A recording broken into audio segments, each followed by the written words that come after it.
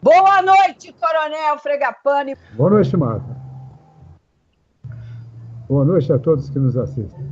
Já um terço do território brasileiro, um território maior do que toda a região sudeste, está reservada para os índios. Mas não estão interessados nem nos índios, nem no bem-estar dos índios. Estão interessados nos índios como forma de manobra. Isto é uma jogada geopolítica para desmembrar o Brasil, para ficar com as nações indígenas, que eles podem dominar totalmente e controlar todo o grande mineral, os grandes minérios que tem nessas ações. Isso foi usado terrivelmente as religiões. Na minha religião, que é a católica, eu tenho a lamentar o papel do CIMI, do Centro Indigenista Missionário, e do CIR, do Centro Indígena de Roraima, que não é indígena, mas também dos próprios evangélicos. Cada vez que os Estados Unidos e a Inglaterra descobriam uma jazida muito significativa na Amazônia, inventavam uma missão normalmente falsa, evangélica. Se tinha índios, ótimo. Se não tinha índios, era dizer, vem que eu dou comida. E aí formava um grupo, pagavam antropólogos para fazer laudos falsos, corrompiam ou convenciam de alguma forma os nossos políticos, cada qual mais ignorantes, quando não traidores, e faziam demarcações maiores do que vários países, exatamente em cima das grandes jazidas, que é o objetivo, que estão principalmente naquela faixa de fronteira norte, grande serra, grande maciço das Guianas, que separa o Brasil da Venezuela, das Guianas, e um pouquinho da Colômbia. É lá que estão as grandes jazidas. Para dar uns pequenos exemplos, 90% do nióbio conhecido no mundo está num morro nessa área, no Morro dos Seis Lagos. É claro que tem muito mais desconhecido naquela terra. Mas o que tinha na Raposa Serra do Sol? 6 grandes fazendeiros e umas 500 famílias de caboclos locais, meio branco, meio índio, mais índio puro, alguns brancos de olhos azuis, mas poucos. Esses que tinham suas terrinhas, que tinham sua fazendinha, seu gado, centenários, às vezes bicentenários, que foram expulsos também. Não foram só os fazendeiros, os grandes fazendeiros. Mas a alimentação dos índios, o que era? Caça. Não pode sustentar grande comunidade. Pesca também não.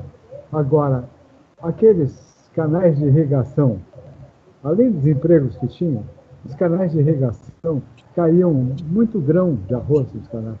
São canais de 1,5 metro de largura por 1 metro de profundidade. E como caía muito grão, aquilo coalhava de peixe. Tanto que se nós sobrevoássemos, nós veríamos montes de garças sobre a raposa e completamente deserto quando saía da área das fazendas. Bom, os índios, então, podem permitir o arroz, na medida que pedissem, eles botavam 2 redes e aproximavam as redes dentro do canal.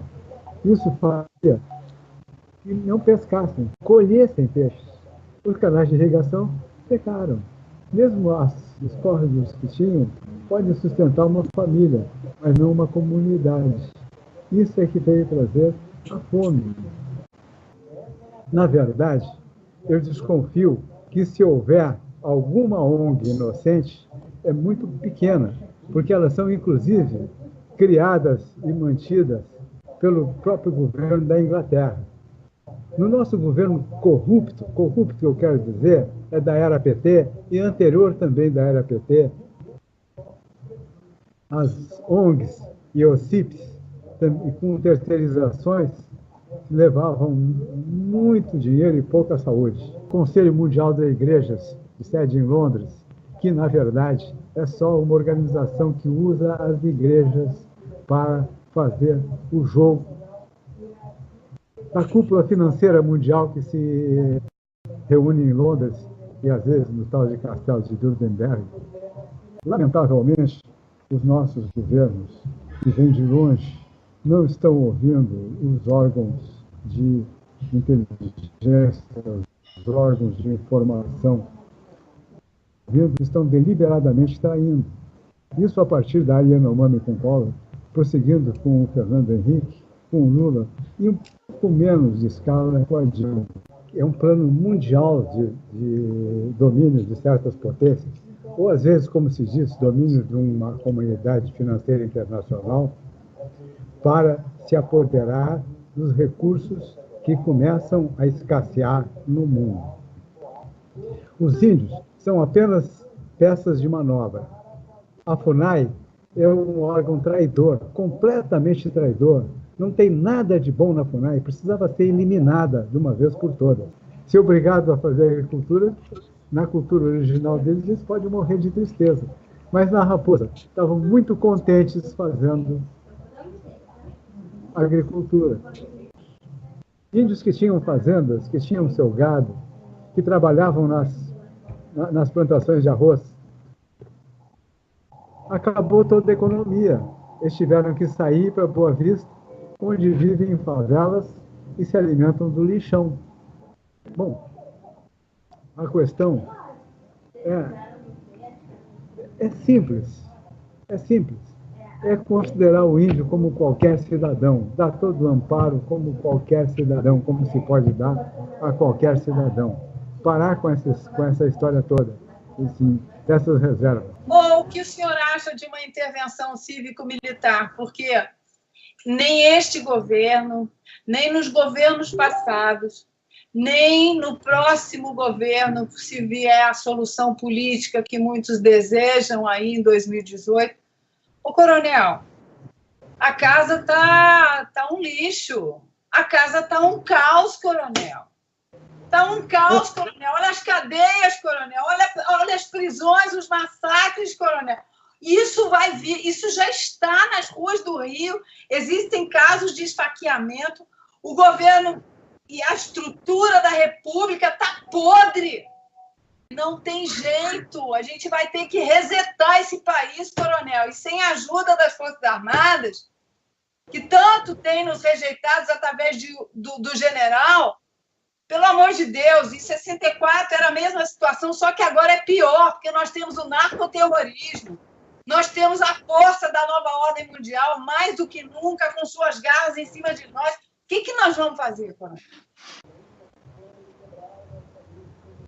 Por favor, prestem atenção no que eu vou dizer.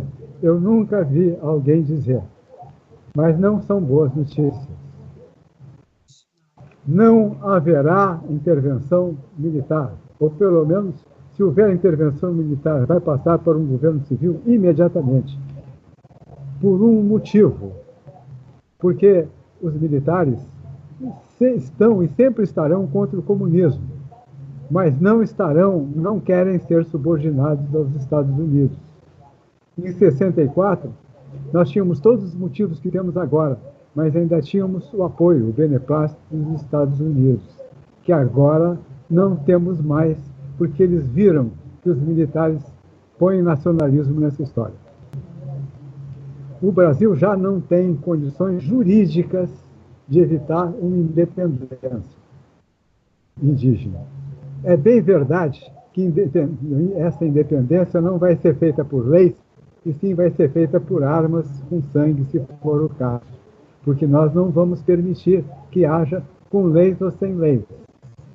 Mas no momento que se assinou a Convenção dos Direitos dos Povos Indígenas, e que dá o direito dos índios de escolherem a nacionalidade que querem pertencer, inclusive uma própria, e que se deixou passar todas essas coisas no governo petista, as condições jurídicas não existem mais. As leis já estão pela independência dos índios quando quiserem. Agora, independente da lei, nós não vamos deixar. Bom, agora, o que segura isso? A situação do mundo. A situação do mundo, mas nós estamos numa evolução muito grande. E tem muitas declarações de muitos governos a respeito disso. A que eu mais aprecio é de um antigo secretário dos Estados Unidos, McNamara, que disse que o maior obstáculo à internacionalização são os batalhões de selva.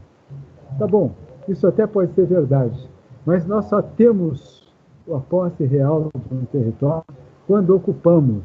Fronteiras são resultados de pressões econômicas, pressões culturais, pressões militares e pressões demográficas.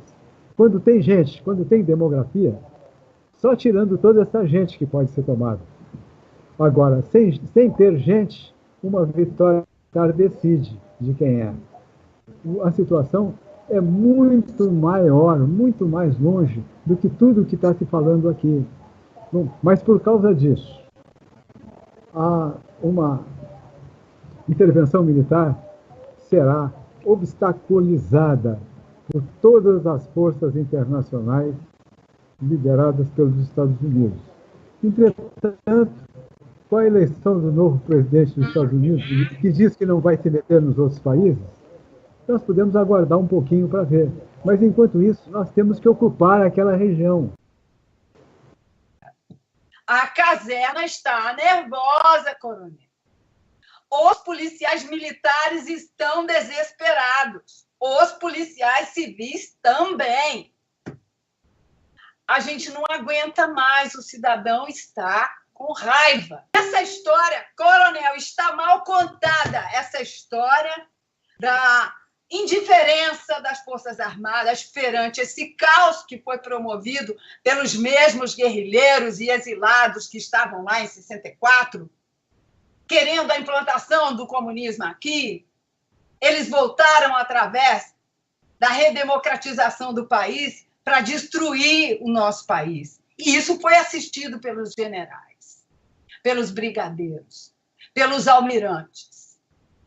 Cadê o patriotismo, coronel? Nós sabemos da conjuntura da geopolítica internacional. Nós sabemos de tudo isso, coronel. Mas é um escárnio o que está acontecendo. E essa coisa não para, porque agora estão apostando no pleito de 2018. A solução política, coronel, me desculpa, não funciona, porque vai ser procrastinar esse esquema podre que nós temos e que faz com que temas como esse, como a gente está discutindo hoje, sejam comentados com pesar no coração, porque os impostos são altos, coronel. Os impostos são altos. E nós queremos o apoio, sim. Nós queremos o apoio das Forças Armadas para nos ajudar. O que está faltando? Mais sangue na calçada? Não basta o genocídio nos hospitais, na saúde? Não basta o narcoterrorismo aí? 60, 70 mil mortes por ano, assassinatos? Agora, essa técnica, né, do Estado Islâmico aí nas cadeias, para assustar a população, porque o terror e o medo paralisam as pessoas. Mas nós chegamos num ponto, coronel, que a gente perdeu o medo até de morrer. E estamos todos preparados. Por quê? A guerra que está acontecendo nas cadeias, a gente já conhece aqui no Rio de Janeiro, coronel, nas ruas. Então, nós cobramos sim. Do momento que a minha empregada diz que o filho dela, fuzileiro naval, aparece uma vez por semana lá na Marinha, porque não tem rancho para economizar, não pode ser. Tem dinheiro, tem trilhões de receita, não pode ser. Eu queria que o senhor refletisse aí. O senhor colocou que talvez com a eleição do Trump possa ser sinalizada alguma coisa. Eu só quero lembrá-lo, para o senhor continuar meus comentários, que durante a campanha do Trump, ele já sinalizou. Ele disse na campanha dele Eu estou farto de ver os jovens americanos envenenados pelas drogas. Eu, como brasileira, já estou farta de ver os brasileiros, os jovens envenenados não só pela droga, mas também pela droga cultural do comunismo nas escolas, nas universidades, na mídia. Então, o senhor acha que possa vir daí uma nova ordem para nós, mais humana, mais coerente com aquilo que nós queremos em relação à paz, à educação, a tudo que nós merecemos, já que nós trabalhamos feito escravos para pagar os impostos? Ah, detalhe, o Trump convidou o presidente das Filipinas pessoalmente para posse. Sobre os cenários que se apresentam, sobre intervenção, possível intervenção, ou o que aconteceria depois da intervenção, eu não diria em público nesse momento. Então, conforme.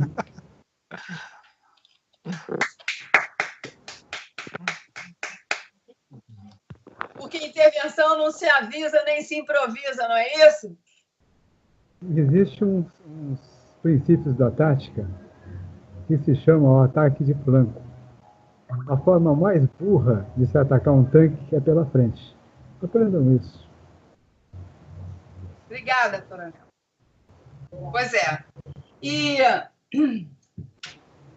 eu fico muito preocupada com isso tudo, viu, coronel? Não só com essa questão indígena, mas com essa intromissão, né?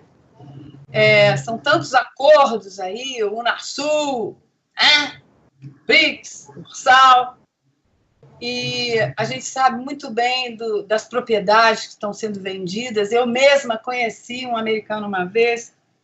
Eu acho que eu não sei se foi para o senhor que eu falei, né? Acho que foi, viu? Porque eu descobri que ele tinha um programa de televisão dos Estados Unidos e lá ele oferecia as oportunidades no Brasil. Foram vendidas muitas propriedades, foi vendida muita terra ao longo da fronteira do Brasil ali, Mato Grosso, Goiás, ali, Goiás não, Mato Grosso, ali, toda a fronteira ali, amazônica, foi vendido muita terra. Inclusive, tem a questão de uma ONG aí, cujo um sueco também comprou um quinhão na Amazônia assim, imenso, e que prometeu um monte de coisa lá para os moradores, e nunca fez nada, e ganhava dinheiro, inclusive, com o site da ONG lá. Olha, você, se investir tanto, você vai salvar tantas mil árvores, blá, blá, blá, blá, blá, blá. Tenho medo, coronel, da fragmentação do solo brasileiro. E nós estamos com aquela sensação de pré-guerra civil, sabe? É um perigo real. Coronel Fragapane, eu agradeço a sua participação e o senhor tem agora um tempo para fazer suas considerações finais. Muito obrigado. Primeiro, faço questão de assinalar que foi uma honra debater com os senhores. Depois, eu assinalo o problema psicológico. Todos os militares sabem que quando há uma equivalência de forças, há um embate mental, um embate psicológico antes do embate físico. E ele costuma decidir a vitória antes mesmo do contato físico. Houve uma imensa campanha para nos acovardar. Então, a primeira delas foi a campanha do desarmamento. Aí se seguia uma campanha, uma guerra psicológica dizendo: não resista, leve o dinheiro do ladrão, não olhe para o ladrão para não se aborrecer. Você tem a perder a sua vida. A vida é o bem mais precioso. O bem mais precioso, como se a vida fosse mais preciosa do que a honra. Isso preparou o nosso povo a ceder à primeira ameaça que houver. Ao mesmo tempo, se desarma a população, se desarma as Forças Armadas, se desarma pela penúria, pela ausência de investimentos, pelos tratados, proibindo que se façam mísseis com mais de 300 metros, 300 quilômetros, enquanto os outros são milhares de quilômetros, e proibindo que se use minas, proibindo que se dê uma arma a qualquer pessoa com menos de 17 anos dentro do próprio exército. Bom, eu entrei aos 15.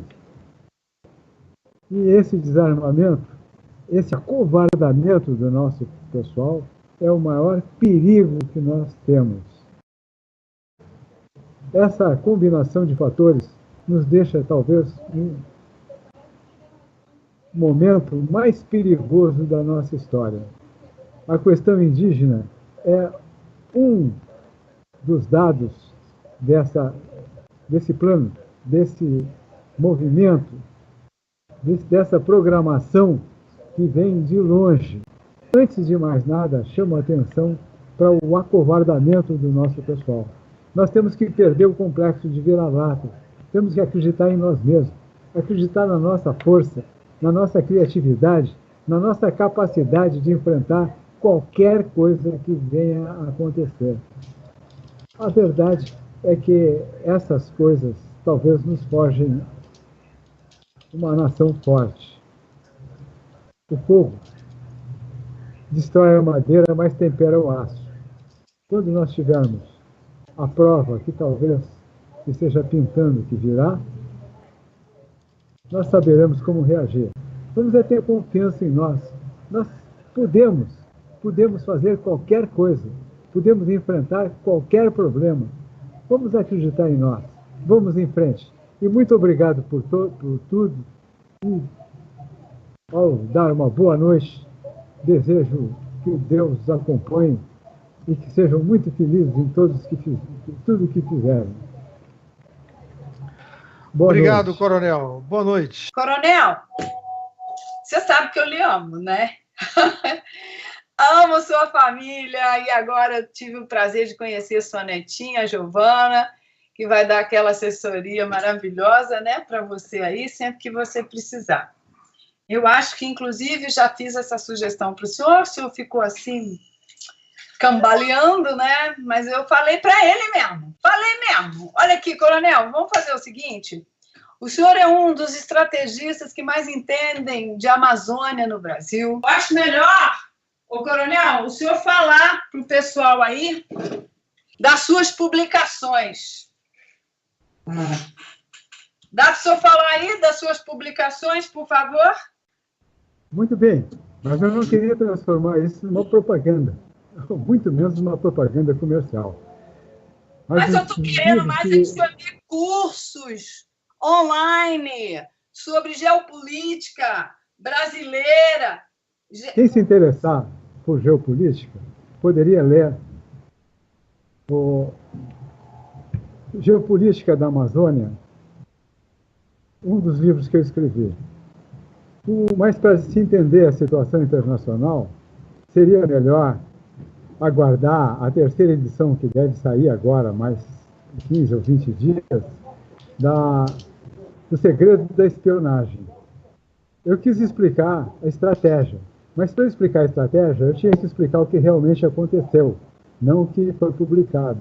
E por isso, tive que apelar para a espionagem. E ficou um volume maior de espionagem do que de estratégia. Mas para se ter a ideia do que acontece no mundo e como acontece, esse seria o livro que eu aconselharia. Agora, quem quiser se divertir, leia No Lado de Dentro da Selva. Esse conta tantas histórias, todas reais, mas que parecem ficção. Vale a pena ler. Bom, onde conseguir? Na editora Tesauros, talvez. Ou então, se escreverem para mim, encomendando, eu posso providenciar. Mas eu prefiro que se entendam diretamente com a editora Tesauros. Vou pegar o número deles para vocês. É um dos livros. Eu tenho outro, viu, coronel? E quem se interessa por esse assunto, informação, inteligência e espionagem, está aqui, ó. O livro do coronel. Número que eu recomendo. 61 84 40 1100.